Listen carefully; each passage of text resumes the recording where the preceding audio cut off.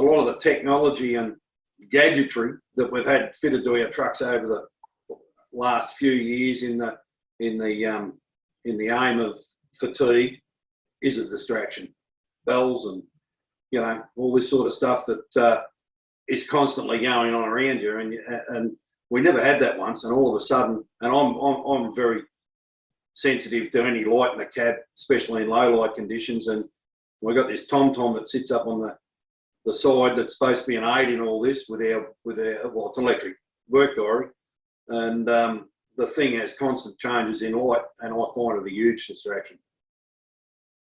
When you sort of fatigue, your memory gets stuck somewhere, and you, instead of going on the road, your mind is somewhere else, thinking of something, and the response of the body slows down.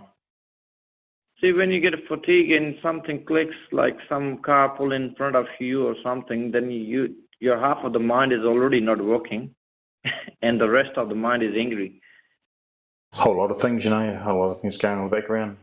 Things at home, you come to work, you bring it to work, and you're thinking about other stuff, and it can sort of wear you down, and you just try your best. And all sorts of things, whether it be a personal thing, I've had deaths in the family, I've lost pets, or there's something, like renovating at home, and your mind's going, yeah, I've got to do this, I've got to do that, and you're so busy away thinking about those sort of things.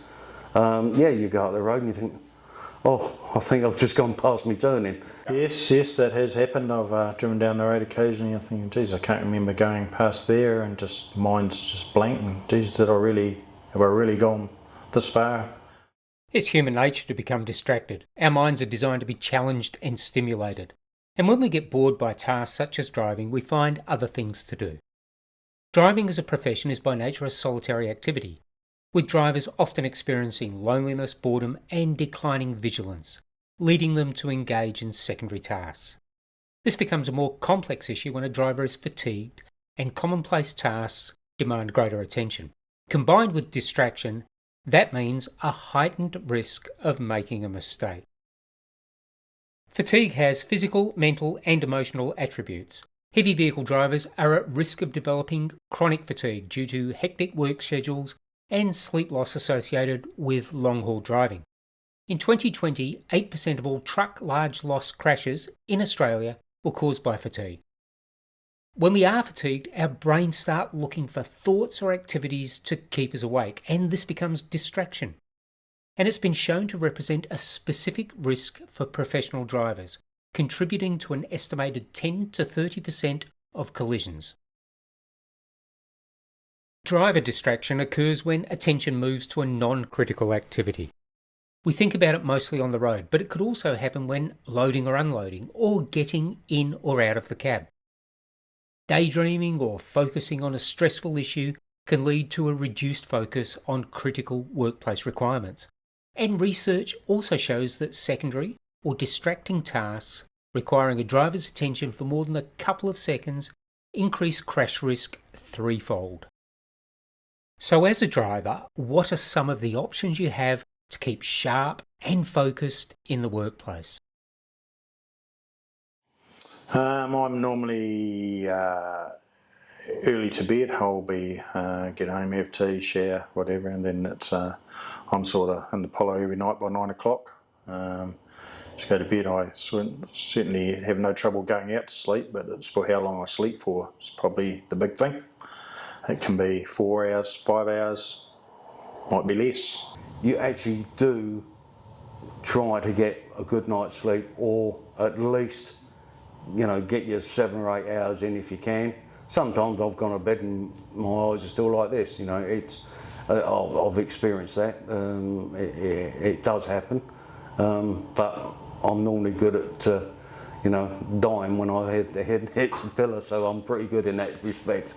Yeah, so. It's very difficult to focus when you're tired. I definitely try to jump out of the truck when I can, have a little walk around, get the blood flowing. Another thing is, maybe if I'm really tired and I couldn't have any sleep, I usually just try to have a quick nap in the truck a little bit during my breaks. Usually it's getting out of the truck, during my breaks and things, I try to do some activities like the word games and such, like on the phone and that, just like, some brain games and such. I try to drink water and settle things down and think about positive things, whatever is happening to me, and where I am, and where I belongs, and now I'm in a good place and all that things. So try to bring the positive thoughts, and if you have a time to pull over, just have a bit time for yourself, 15, 20 or half, whatever. Just take your time. If you think that you have to take a break after 2 hours, take it. Don't wait for 5 hours. It's going to sound like you're not concentrating on the job, but I find if you keep the mind active, one of the biggest problems these days is everything's got so easy. The trucks we've got are so easy to drive now. A lot of trucks are automatic, so that's one less job you got to do. The roads, apart from being rough as guts, but the roads are wide, and there's not as much to have to concentrate on as what there was in the past, 20, 30 years ago. But I find if I can keep the mind active during the day, and I listen to Talkback, so you can get involved in that, and your mind's not wandering. You're certainly alert on the job, but you can have thoughts about other stuff, and certainly keep yourself going. Yeah. Firstly, identify what distracts you the most. Think about what and when this occurs and how you can minimise it happening. Know yourself and be aware of the early warning signs of fatigue and distraction. And be self-aware. Look after your health and well-being. Find a physical activity during your scheduled short breaks, perhaps a short walk or stretches, and focus on positive thoughts and memories. Prioritise and protect your sleep. There is no replacement for a good sleep routine. It's how the body repairs itself and protects the brain. And maintain a healthy diet. As an employer, there are also some critical key steps you can take for the health and well-being of employees and other road users. Make safety a priority at all levels and use technology in your favour, using in-vehicle systems not only for real-time driver monitoring, but also to strengthen safety management plans. Organise shifts, rosters and breaks to ensure that workers have a work-life balance where they are focused and performing safely on the job.